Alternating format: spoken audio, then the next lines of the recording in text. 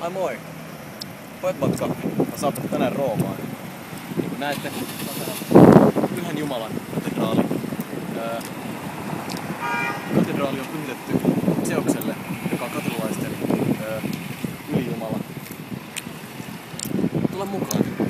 Tehdään vähän kierrosta tässä samalla kun nautin tästä kesäpäivästä.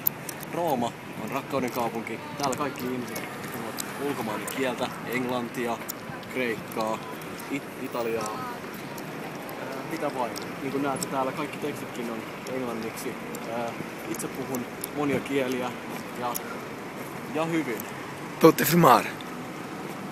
Ja äsken söin pizzaa ja nyt ajattelin mennä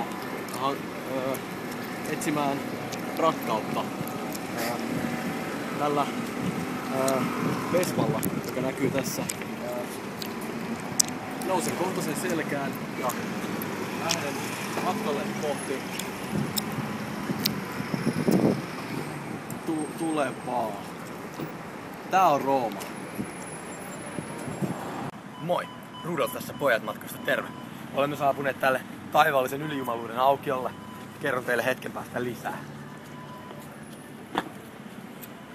Täällä Roomassa meillä on monia taiteilijoita, jotka ovat tehneet omia hengellisiä monumentteja. Picasso, Madonna, Louis Vuitton, David Angelo. Kaikki löytyy. Se parasta se, että se on täällä aivan ilmasta. Juuri siinä. Hei Rudolf, miksi sun ääni on tollanen? Siis menin nauttimaan paikallista salamia. Ei tee hirveän hyvää. Tulen tänne Olkimäelle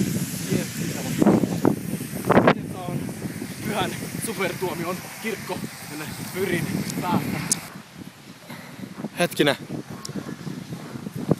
Täällä me ollaan nyt Pyhän Olympoksen tuomiokirkolla.